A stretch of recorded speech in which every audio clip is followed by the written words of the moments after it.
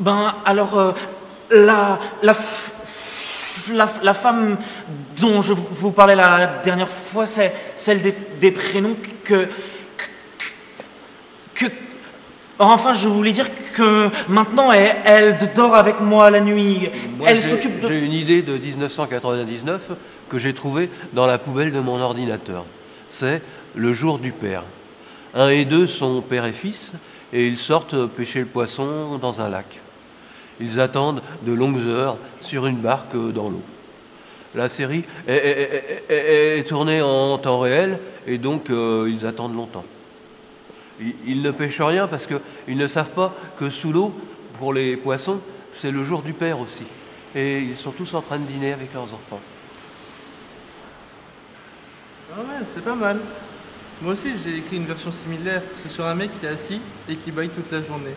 Ça aussi, c'est tourné en temps réel. Et c'est moi qui joue dedans. Tu penses que le spectateur est préparé pour un truc comme ça déjà? Je sais pas, mais j'ai pas trouvé mieux. J'ai vu une étude de marché de 1971 où les gens exprimaient un désir brûlant de voir de la réalité à la télévision. Ils t'ont dit quoi au studio? Je sais pas, j'y suis allé et ils étaient plus là. Et tu comptes la tourner quand même? Nous sommes en train de la tourner là. Tu vois pas que ça fait 4 heures que je baille? Ça doit être presque fini alors. Moi, j'ai eu l'idée de faire une émission sur un groupe d'adolescents qui font de la boxe pour sortir de la misère. Je voulais que mon petit frère joue dedans. Mais l'autre jour, je suis allée le voir et il m'a dit qu'il n'était plus mon frère. Le studio l'avait vendu à une autre compagnie pour essayer de payer mes dettes. Et t'as fait quoi? Bah rien. Je me suis dit qu'il fallait recommencer. J'ai pris tous mes scénarios et je les ai brûlés. Oh, quelle liberté! Quel esclavage, tu veux dire?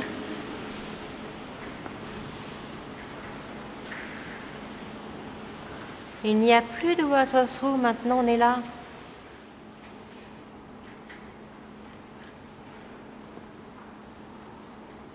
Arrête un peu, tu veux bien, ça fait 2 semaines qu'on est là. Alors les soldats passent par ici. Voilà, c'est bien. Ici, un scénario de plan de l'armée israélienne qui commente l'architecture des villes arabes, comme celles qui sont sur leur plan. Tu vois cette ligne verte qui change tout le temps? Tu vois ce truc élastique? Non, il n'y a plus de caoutchouc. Si tu veux, il y a de la polenta. Nous avons tourné la dernière série des zombies avec ça. J'ai vu comment les zombies se modelaient eux-mêmes l'autre jour. Maintenant, il n'y a plus personne.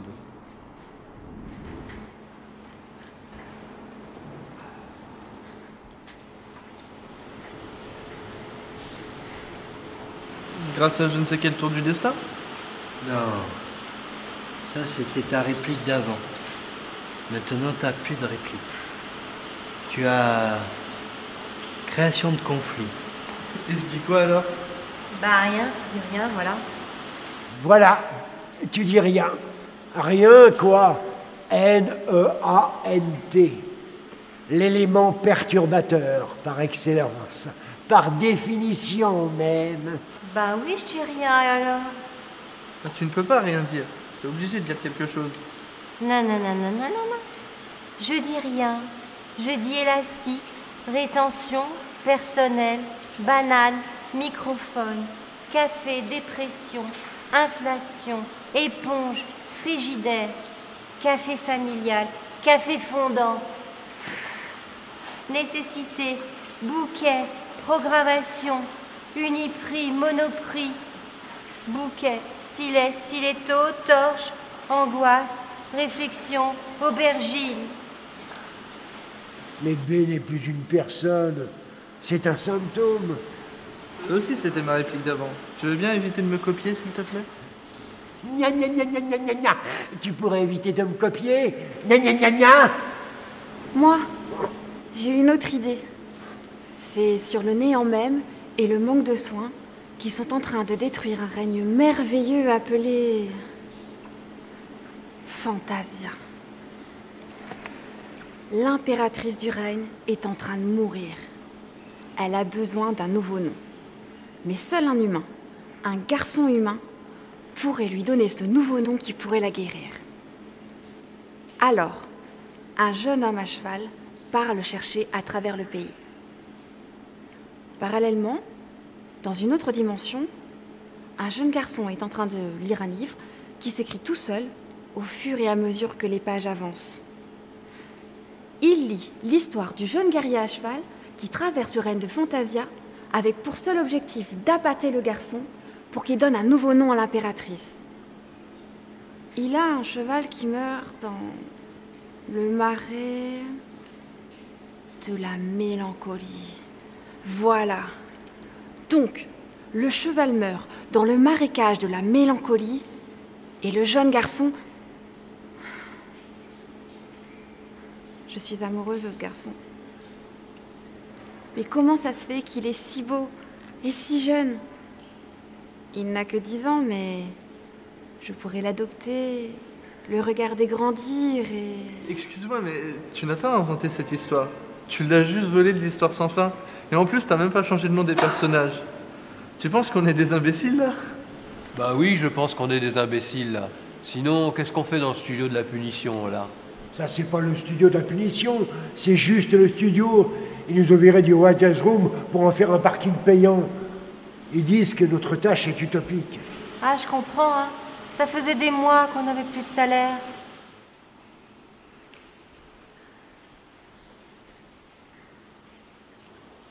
Moi, je m'adressais aux participants et leur demandais le nom de leur époux et leur nom. Je voulais créer une série similaire à la vie quotidienne et oublier cette histoire d'adolescente milliardaire. Je me suis arrêté d'écrire il y a 2 ans, quand mon personnage est tombé amoureuse de son père. C'était une histoire tellement tragique, tellement interdite dans tous les milieux sociaux que j'ai dû la garder pour moi. Et maintenant, elle me hante la nuit. Moi, j'essaie de dormir et je les entends papoter. Et je comprends la frustration. Je comprends, hein, mais il n'y a rien à faire. Moi, ce qui m'intéressait, c'était la capacité de la télévision à sublimer les fantasmes de la vie quotidienne. Et regarde ce que j'en ai fait. Voilà. C'est par ici qu'ils devraient passer les soldats. Nous allons les amener ici. Parce que ici, il y a un petit peu de conflit. Et ici, les soldats se rendent compte que leur commandant leur a menti pendant des années. Voilà, c'est bien. Et ici, ils se rendent compte qu'ils portent des masques qui les rendent insensibles à la mort des humains, qui en réalité ne sont pas des humains. Ah non. En réalité, c'était des humains, mais pauvres.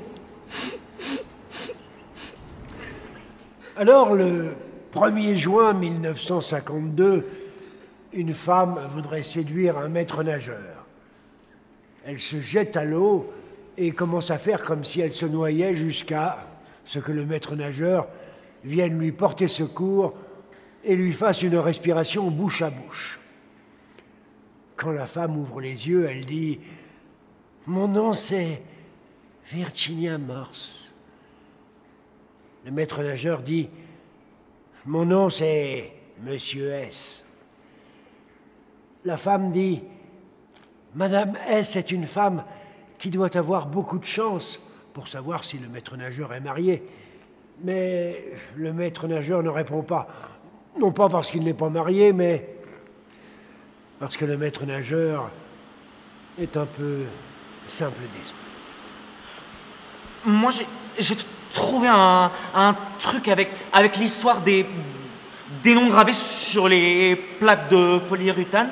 La femme visite tous les jours son espace au-dessus du plafond et voit comment la liste change et grandit.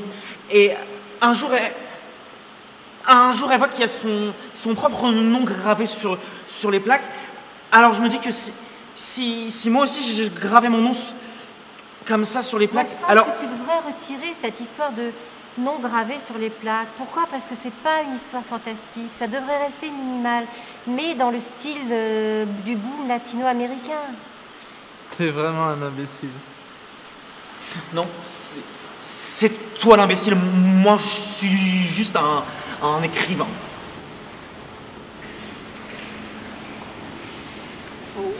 Je suis pas un personnage, je suis un acteur embauché par la boîte de prod. Il n'y a plus de prod. Elle a disparu la semaine dernière, on leur a apporté un gâteau fantaisie pour les remercier. Ah bon? Et moi j'étais où? Dans mon château? Non, toi t'étais du côté des poubelles. T'as juste récupéré du papier d'emballage pour t'en faire un abri. Je ne sais pas, mais dernièrement, je sens comme un fourmillement à l'intérieur, comme si un étranger cassait du verre en moi-même.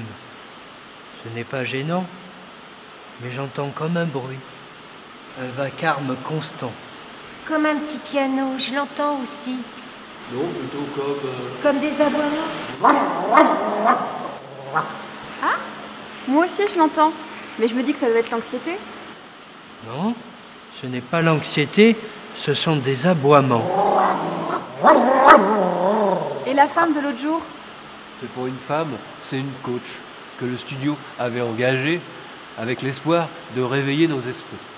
Ils disent qu'on se sentirait plus à l'aise si quelqu'un nous aidait à élaborer le deuil de ce qu'on n'est pas. Mais je ne comprends pas. J'ai déjà refusé de faire le deuil de quoi que ce soit que je n'ai pas choisi. J'ai fait une thérapie, moi. Est-ce que ça a changé quelque chose? Non, mais au moins on a appris à refouler ce qu'on ne peut pas changer. Imagine sinon.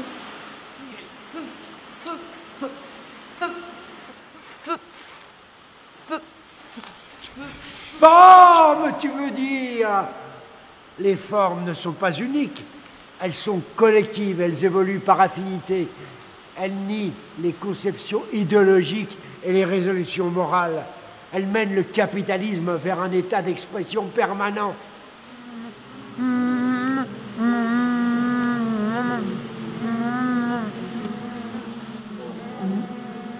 Méthode, c'est ça? Tu veux dire méthode? Une méthode? C'est une série de principes qui créent des amalgames. Une bonne méthode ne croit pas en l'individualité. Elle croit au contact direct, menant le corps vers une zone d'énorme excitation frustrée. Jacqueline dit « mais en fait, elle veut dire « moi ». Elle est convaincue de l'importance du « moi » et du « maintenant » dans un état transitionnel permanent. Je ne crois pas en la continuité des personnalités. Une bonne méthode d'écriture crée des personnages où chacun est unique et chacun est collectif.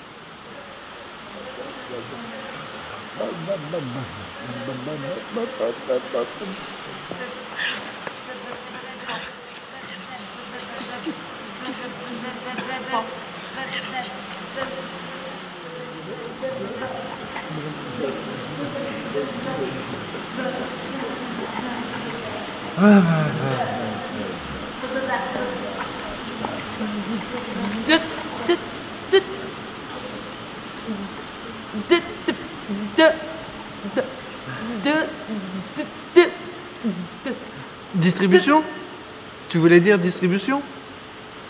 La distribution, c'est l'élément clé de la résistance au studio.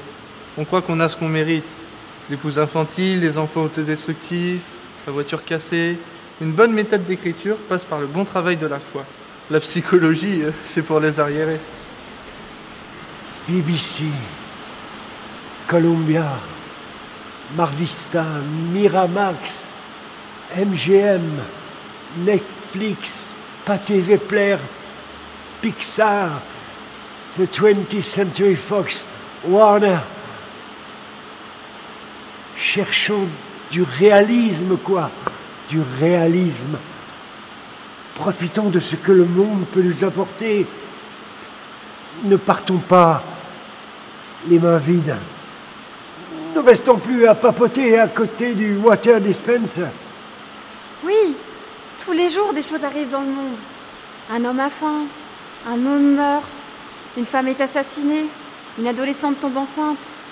Cherchons du réalisme et nous allons voir. Laissons le chaos créatif prendre parti sur notre corps. Inspirons-nous des pires émissions de télé-réalité. Il n'y a pas comme la nécessité pour réveiller la créativité. Mais de quoi tu parles là? Il n'y a rien qui s'appelle le réalisme. Tout le monde sait que le réalisme n'est qu'une franchise. Oui, mais ça veut dire aussi que le réalisme, c'est un concept en soi-même. Il n'a pas de rattachement culturel. C'est notre responsabilité à tous. Mais moi, je n'ai pas de responsabilité. Je n'ai plus de ce que l'on appelle la responsabilité. Moi, je suis un agent de la fantaisie collective, un collaborateur des masses. Je ne vois pas pourquoi maintenant je devrais chercher du réalisme. Écoute, si tu sais pas ce que c'est le réalisme, parle pas alors. Si, je sais ce qu'est le réalisme. Mais je n'ai pas envie de te le dire. Ah bon? Bah non. Pourquoi non? Parce que mon réalisme est aussi impersonnel que nécessaire. Rien ne nous rend plus esclaves que d'être esclaves de nous-mêmes.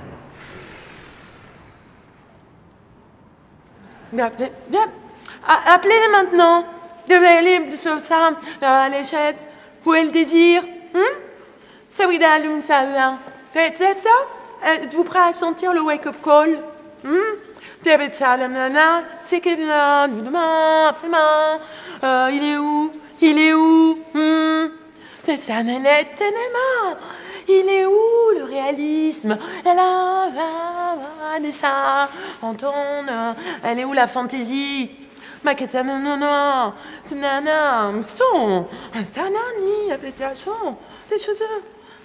Montrez-moi l'argent. C'est un ton. Là, motivation. C'est en compte. C'est son problème, ça va.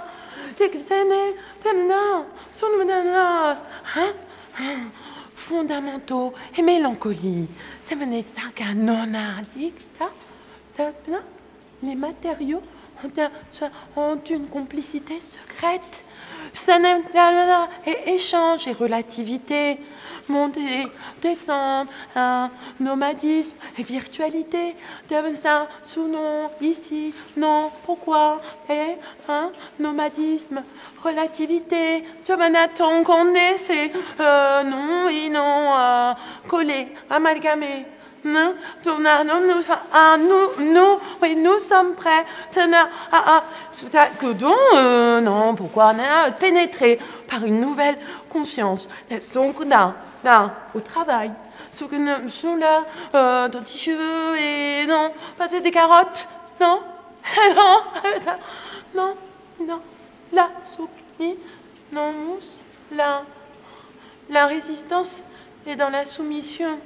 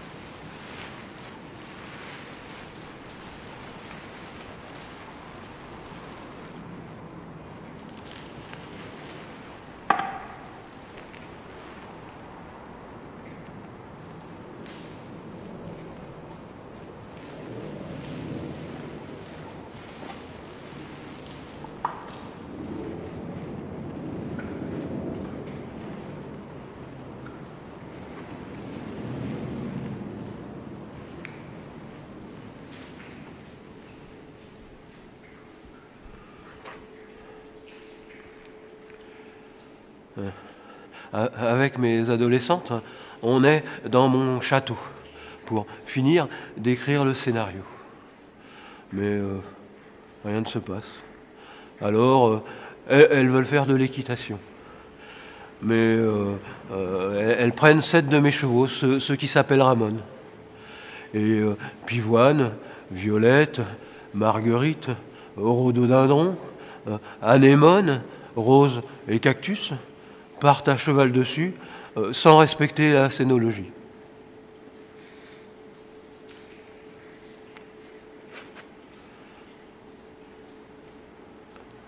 La nuit arrive. Rien. Des galops de chevaux dans les allées. Des bruits de pas sur le chemin. Une adolescente à moitié nue me poursuit avec une hallebarde, me reprochant le pouvoir hégémonique du scénariste. Avec les autres, elle m'attrape et je me débat et elle me pousse, elle me jette dans la piscine qui est remplie de spaghettis tomates. Je nage, mais les spaghettis, tels des serpents visqueux, s'enroulent autour de mes jambes, de mes bras. Je m'enfonce, j'étouffe.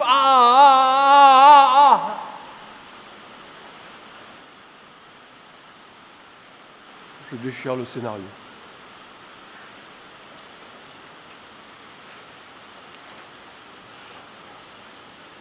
Ma maison, mon château, c'est pas vraiment un château, c'est plutôt une maison bourgeoise. Enfin, un décor de maison bourgeoise pour le film La Belle au bois dormant. Ils n'avaient pas assez de budget. Alors, avec le temps, il y a un mur qui s'est effondré. Alors, on a mis du carton. Et parfois, quand il y a du vent, on l'entend souffler.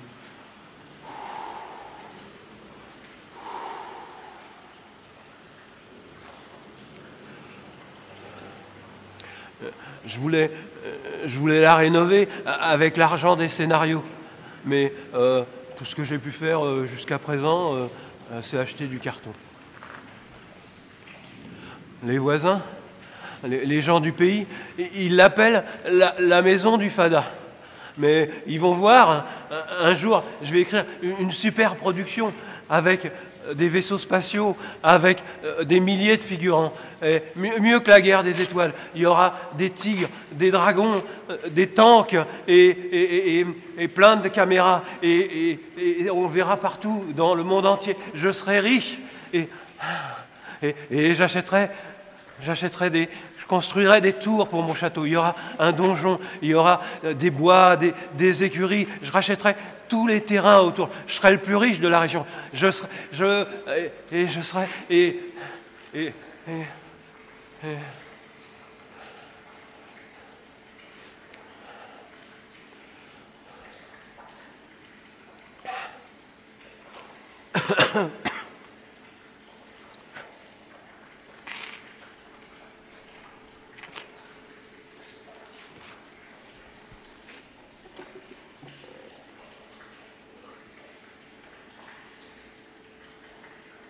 C'est vraiment c'est très comment ça, avec de trucs vraiment comme ça comme truc comme avec c'est que ça comme ça et pour les est-ce que c'est des trucs qui sont quand même quoi comme ça tout ça et alors il faut vraiment que pour les comme ça, alors toujours oui toujours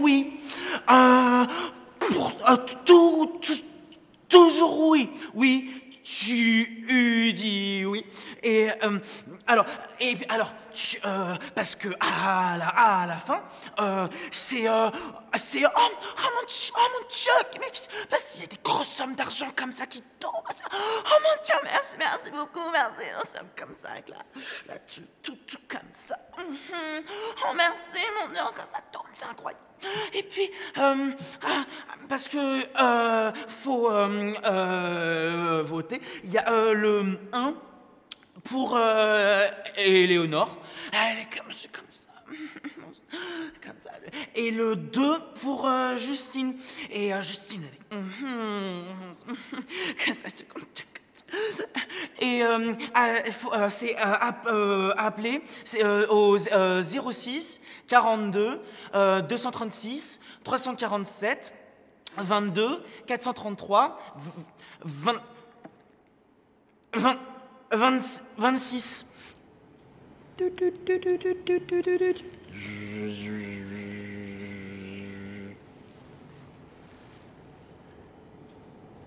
Voilà, c'est comme ça. Vous voyez la télé-réalité? Eh bien, ce serait comme de la télé-réalité. Sauf que les participants seraient des habitants lambda du pays.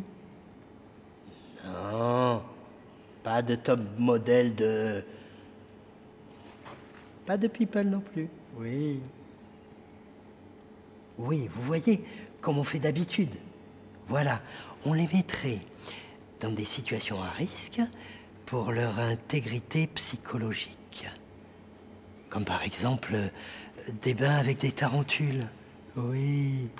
Ou bien une famille entière qui essaierait de survivre sous terre comme... voilà, avec l'argent des impôts. Non? Le PIB? Le PIB?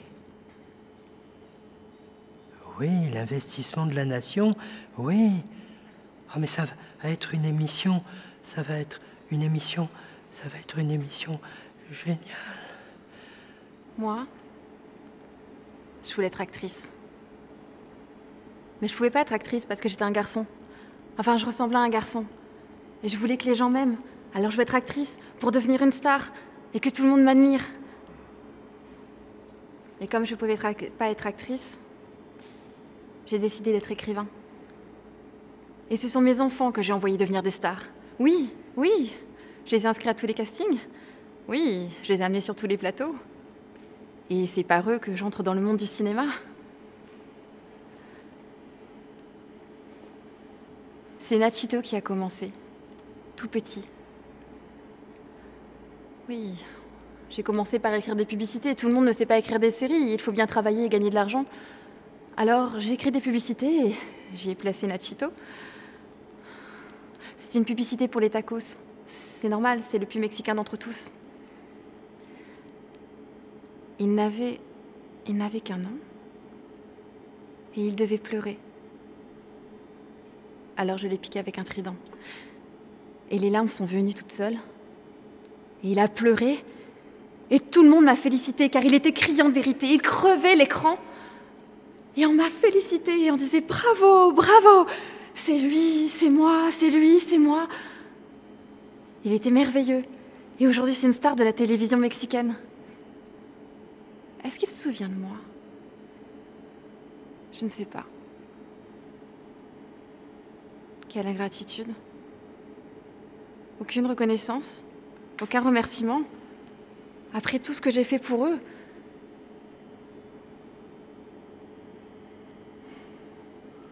J'ai utilisé de la moutarde aussi. Pour une autre publicité, la petite porcelaine devait pleurer. Alors, j'ai pris un pot de moutarde, de Dijon, et j'ai badigeonné de la moutarde le long de ses petits yeux. Et les larmes montaient et descendaient comme les actions de la bourse.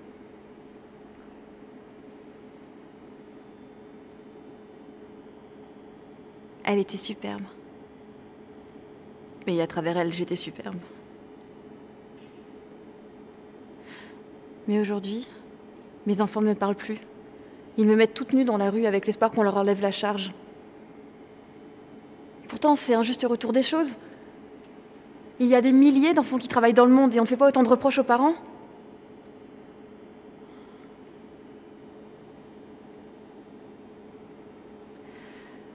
Tout ce que je voulais, c'était qu'il pleure pour pouvoir créer une échelle aqueuse de façon à ce que je puisse monter, monter, monter vers les étoiles et briller, briller. De toute façon, je ne peux pas passer à l'écran en pleurant. Ça enlèverait mon maquillage. Et je voulais remercier les papas qui m'ont fait ce merveilleux cadeau d'enfants magnifiques et aussi télégéniques.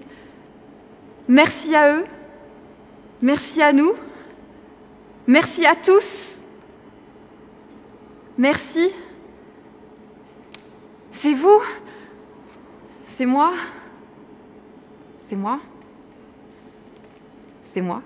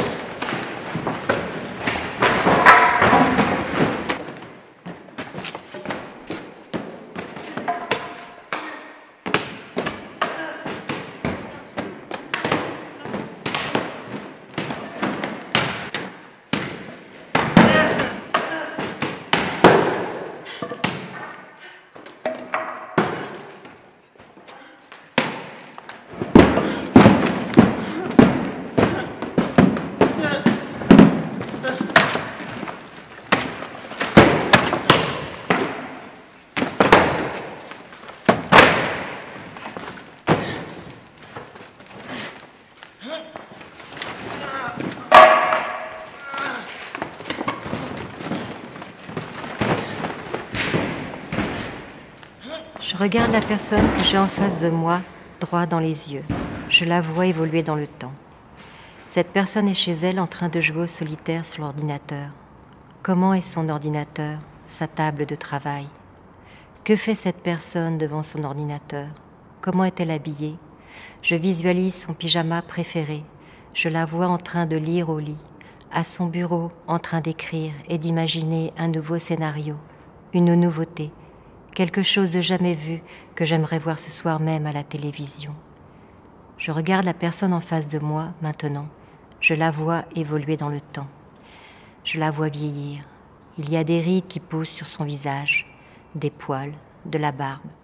Maintenant, je vois le visage de la personne complètement ridé, ses cheveux blancs, sa barbe qui est blanche aussi, et je me demande si cette personne n'est pas en train de mourir.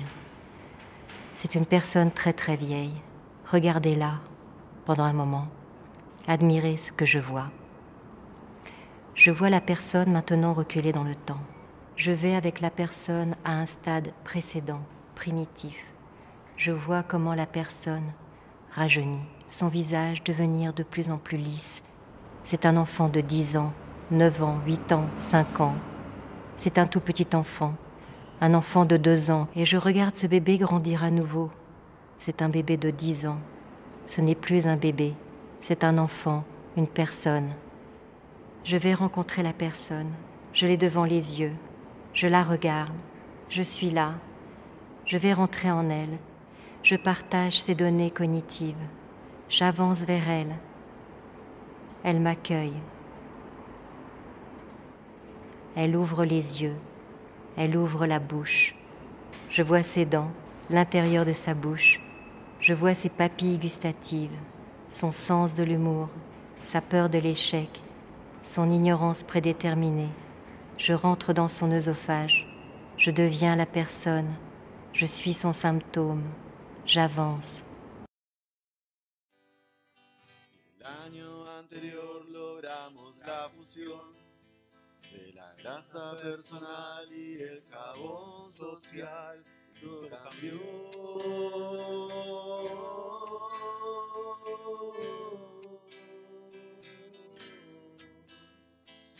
Yo me quedo con el crédito, el concepto no lo quiero, te lo dejo a vos.